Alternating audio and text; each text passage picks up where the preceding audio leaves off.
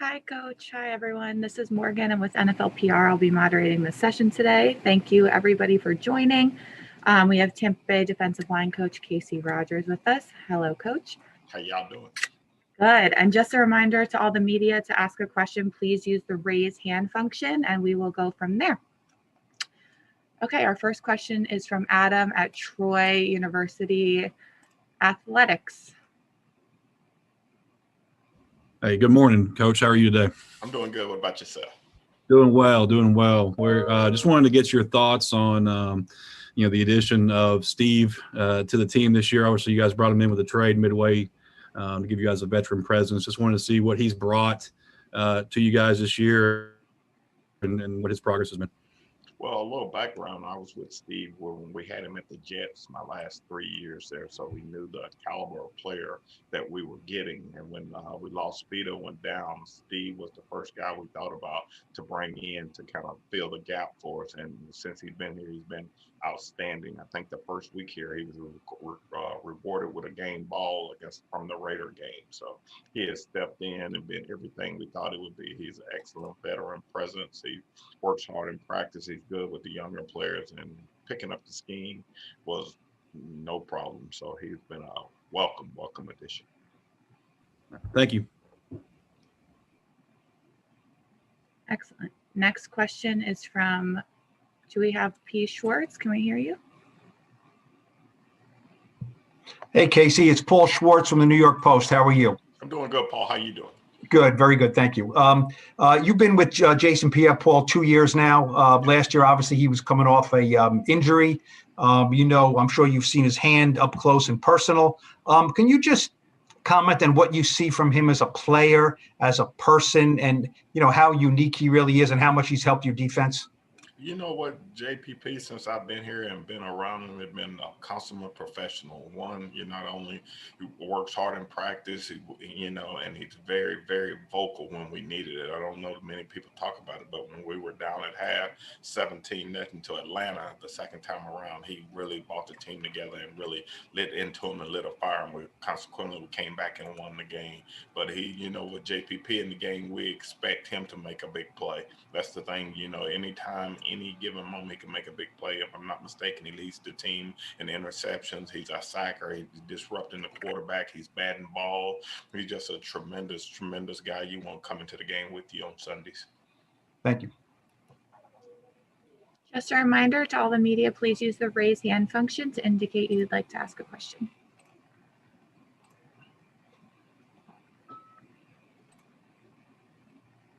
Next question, we have John Kirk from the Toronto Sun.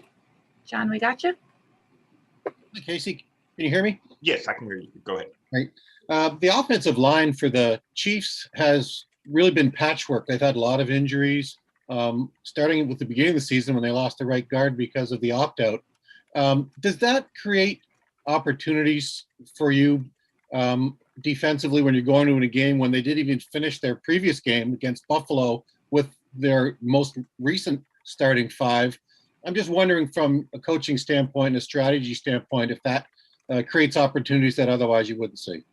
Actually, it's harder for us in preparation because you have guys in different positions, whatever. But the thing we've noticed about the Kansas City offensive line and offensive line as a group is from the first time we played them, watching them throughout the year, they work extremely well together as a group, regardless of who's in there. My hat goes off to Coach Hackey. Does an outstanding job with those guys. And the thing is, they're very efficient in whatever they do. They're only giving up 29 sacks on the year, I believe, with as many times as they throw the ball. They are averaging 4.5 yards a rush. You say they're a passing team, but when they run the ball, they're highly, highly efficient. So they can do whatever they want. So with them having their injuries on the offensive line, moving people around, we anticipate those guys will perform on a high level because they've done it all year long. I may follow up with a second question regarding Lori Locust. When I was talking to some of the San Francisco coaches last year about their offensive assistant, Katie Sowers, I was kind of asking some of the other offensive coaches, how long did it take before she became, as it were, one of the guys, where she wasn't a woman coach. She was just one of the coaches. What was that process like for you and your other defensive coaches where Lori just became one of you guys. From day one. The moment Coach Lowe got here, she has been one of us from the first meeting, from my first introduction to her, from our first meeting together to our first meeting together with the players. She has stepped in from day one and just took the ball and roll it. We don't see her as one, we see her as Coach Lowe, and she steps in and performs her role admirably. Does she give it back as far as the joking and the ribbing? Oh, no doubt. And with our group, you got to have thick skin, and she can give it back to them, and they take it and they give it, and it's a give and take, and it's all up. But she is a welcome addition. And the funny thing is, it's just for me, first time having a female assistant, it was like, how is this going to be? You know, this and that, but you would not know the difference. She just steps in, performs the role, and we get on down the road. Do you have an example of how she gave it back once, maybe in a meeting or something? No, she'll just find a way to get on. If they start rising a little bit, she'll give it something back. There's nothing in particular that really stood out, but she'll fire some bombs at them. Thanks, Kacy. Thanks, John. Next question is from Brian Costello. Brian, we got you. Hey, Kacy, how are you? Hey, Brian, how you doing? I'm all right. Good to see you. Good to see you too. I feel like I need to ask you a question about Leonard getting sacks right now, but that's just my old reflexes. Okay. He had about 11 and a half this year, by the way. Yeah. They came in bunches finally, Kacy. They came in bunches, like you said. I keep telling you. I talked to Todd the other day about you guys, your time here with the Jets, and he said he learned a lot about himself as a coach here. I'm just curious, your experience here, the 4 years here, what were your biggest takeaways? I know you guys didn't win as much as you wanted to, but what was your biggest takeaway as a coach here? I learned that, that the guys, how guys face adversity and just keep fighting and prodding away. And I look at and the guys we had there, we had a lot of good players. Just at the end of the day, maybe not enough, but those guys played hard. They tried to do everything we asked them to do. They bought in. So as a coach, what else can you ask for? What else can you ask for? Because they came to work, they put the work in. We just didn't have enough success on the field. But I learned that, regardless of the circumstance, the work ethic is the same. Here we're playing in the biggest game Sunday, and I work just as hard there as I do here, and the results have been different. So, but it goes back to the testament that hard work is still the way to go. How meaningful is it for you 2 years after the time ended here with the Jets, and everyone was questioning you and Todd and all the coaches? How meaningful is it for you now to be in this game after having gone through that experience? I think we were talking the other day for myself. This is finishing my 18th year in the league, and I hope I'm not defined by one thing or another. We all judge by a one-loss record, but I want to be respected as a quality coach, and what I'm saying. And without looking back at that, we didn't have success, so we moved on. That's the way the business goes. We get it, but I would hate to be looked as that I failed. And really, as I look back at we didn't win enough games. But to be sitting and playing in this game, it just kind of speaks for itself. Thanks, Kacy. Brian. Thanks. Next question, we have Jenna Lane from ESPN. Great to see you on here. Hope you're doing well.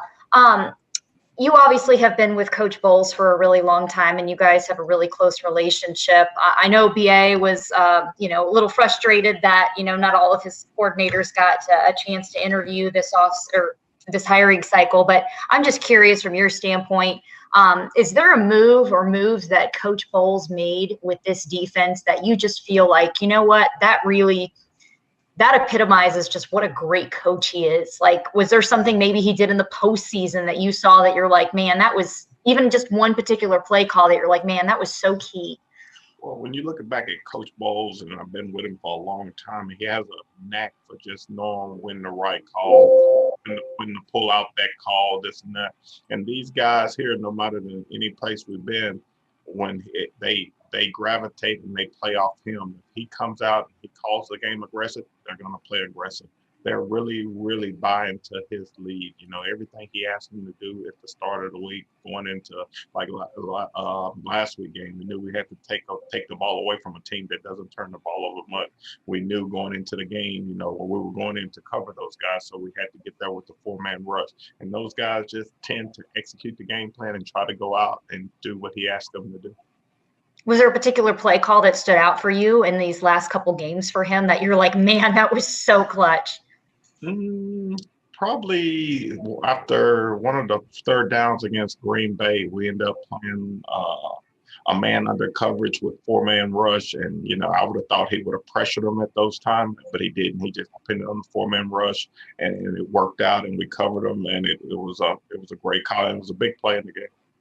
Thank you so much, Coach. Okay. Next question, we have Carmen Vitale from Bucs.com.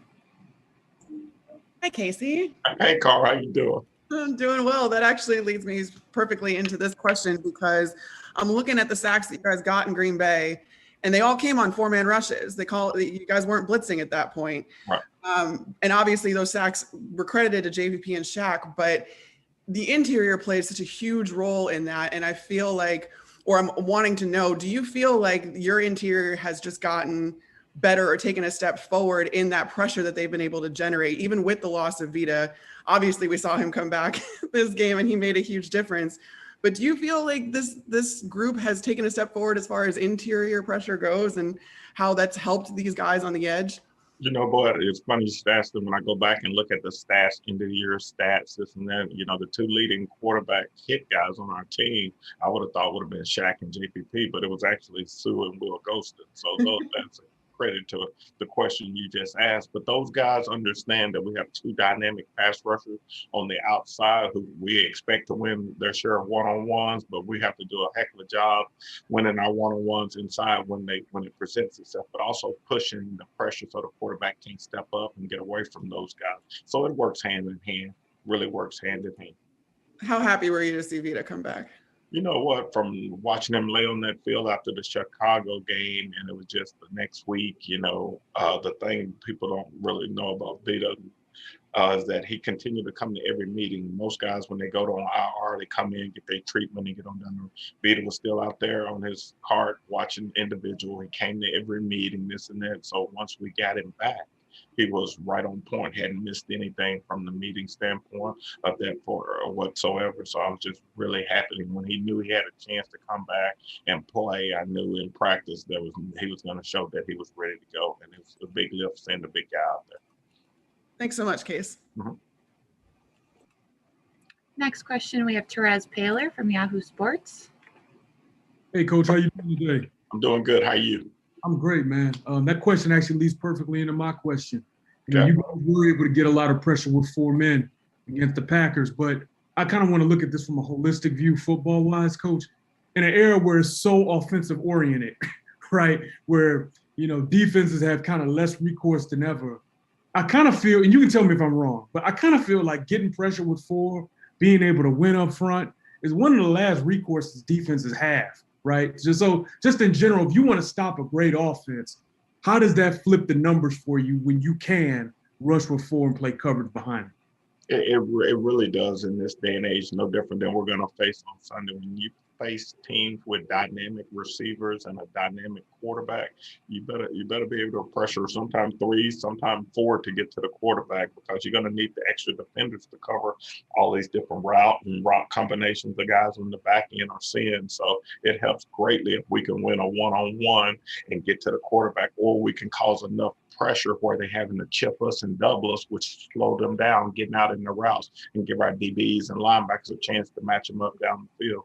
But with the dynamic speed of the teams or receivers we play week in and week out, the 4-man rush definitely helps, because, you know, when you pressure and blitz them, now you're in one-on-one and one missed tackle, one beat off the ball, and it could be an explosive play. Thank you, Coach. Next question, we have Danny at The Ringer. And just a reminder for all the media, please have your affiliation in your Zoom name, first, last, and your affiliation to be able to be called on. Thank you. Danny at The Ringer. Hey, Coach, how you doing today? I'm doing good. What about yourself? I'm doing fantastic. I like this whole Zoom thing. So Two questions for you. Why is it important to keep Patrick Mahomes in the pocket? And does that change the approach of the line if you not only have to try to pressure him, but you also want to keep him in the pocket? Well, that's the thing here. He's such a dynamic quarterback, and he can make all the throws from different arm angles. See, and the thing is, he's a tremendous athlete, so he can get out and run for the first down. But he really moves around to buy time for his dynamic receivers. You know, you got Tyreek Hill, you got Sammy Watkins, you got Kelsey, you got all these guys running around, and he buys time for them to get open. You know, it breaks down the integrity of the zone defense or the man coverage behind you if we let him move around or break contain. So we're really kind of working hard this week to see if we can keep him in the pocket. The problem is everybody we watch, nobody has kept him in the pocket. So that poses a big task for us heading into Sunday's game. Thanks, Coach. Next question is from Adam Beasley.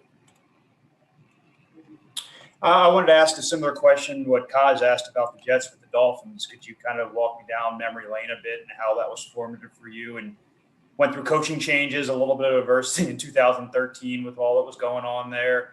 What was that time like for you? From the Dolphins to the Jets? Yeah, just your time in Miami. Okay. From my time in Miami, you know, I got to Miami in 2008, and I was there with Sperano, then I stayed on with Coach Philbin came in. So I saw the trust, you know, just experience and transition there. And then I was, as you said, I went to the Jets with Todd in 15, and we were there through 18. And the whole time, as you know, I'm watching the transition, you know, me and Todd left Dallas and went to Miami together. And the thing we just both look back and reflect, you know, throughout the different stops there, just the tremendous players we've had along the way. You know, me personally, talking about my position, I look at some of the players that I've had that are future Hall of Famers. Then you look around at some of the players that had great careers and some that are still playing. And it's just a testament to what I said earlier, the hard work that these guys in this league put in and week out. And for me, going into finishing my 18th year of the league, and it's my first opportunity to play in coach in the Super Bowl, and it's just a credit that you don't take it for granted. You know, I've coached a lot of games, a lot of preseason games, a lot of practice to get to this one game. So it's been a long journey.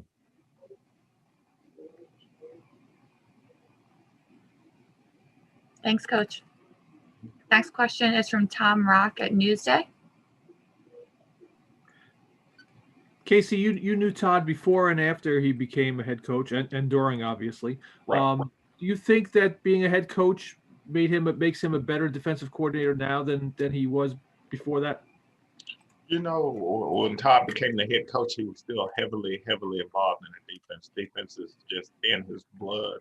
But seeing the big picture now from being the head coach, having to sit there and manage the game and control the timeouts and do that, it's when he calls the game, he has a better feel for how it's going. If the offense is really lighting it up, you know, now we can be more aggressive. Or the offense is struggling a little bit, hey, we cannot give up a play here. He's become more well-rounded as a defensive coordinator after being the head coach. I would definitely say he probably just became more well-rounded, but his mentality and his aggressiveness hadn't changed one iota.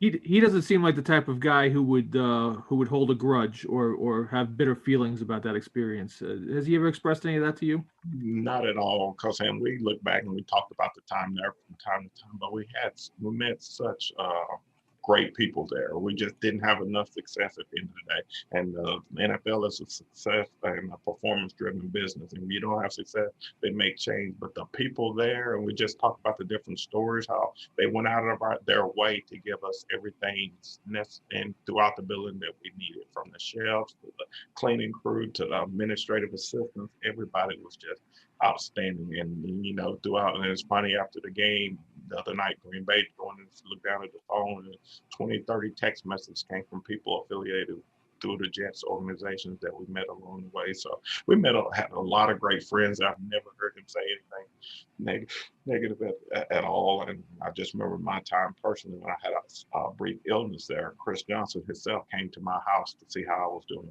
You know, so we just didn't win enough games. Thank you. Next question is from Rich Samini. Yeah. Hey, Kacy. I just want to follow up on that. Good to talk to you again. With Todd and you, the way it ended, things were pretty rough on Todd 2 years ago. I mean, with all the losing and the criticism, do you think now he feels a sense of redemption now that he's only 2 years later, he's in the Super Bowl?